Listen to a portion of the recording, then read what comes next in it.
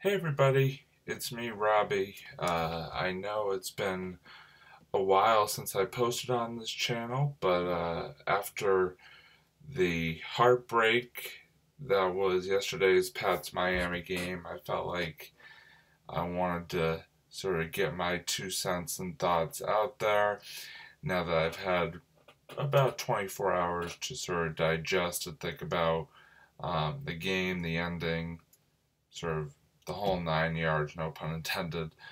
I'm going to keep this very short, sweet, and to the point.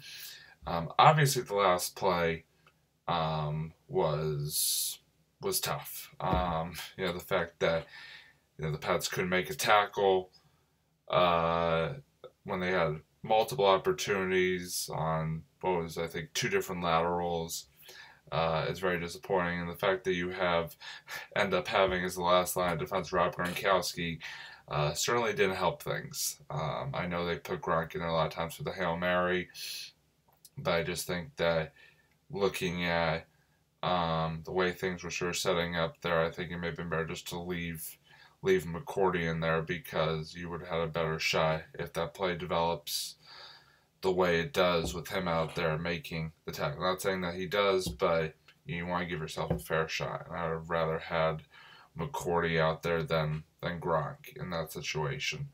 But I think that what it comes down to is that that game was decided. That game shouldn't have even come to that point. I think there were three big plays that ended up coming back to bite the Patriots and cementing their fate and preventing them from winning a 10th consecutive AFC East title. The first one, well, two of the three have to do with Stephen Gostkowski. The third indirectly does, but I'll get to that in a moment.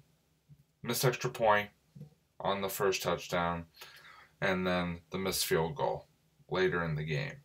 That's 4 points off the board right there. You do the quick mental math. He gets all 4 points. The Pats win the game. Period. End of story. So just a very disappointing performance by a guy who, has slipped a bit in recent years, and I think unfortunately it was magnified by the end of that game. I mean, obviously, if they win that game, if they're able to hold on at the end, I think we're talking a little bit about Gostowski's performance, but not nearly as much as now the fact that, that's, again, 4 points off the board. That would have been a huge difference in the game had the Pats come back and won. I mean, had the Pats held on and won. And then the last one is obviously the end of the first half. The fact that the Pats get the ball thrown at the Dolphin 2 yard line and come away with 0 points before the half was big. Because again, if you come away with even 3 points there, then you win the game. If you come away with 7 points there, you definitely win the game. And the fact that, Brady just not apparently, something this is very rare for Tom Brady, not knowing the situation there at the end and taking a sack where you had no timeouts left, and then thus they're not able to get a field goal off and the half with no points. So I think that was very disappointing. Very unlike Tom Brady to not know to at the very least throw the ball away there. You have to be alert in that situation of the fact that you have no timeouts. You don't have. It's third down, so you can't run up and spike the ball and get the field goal unit out there.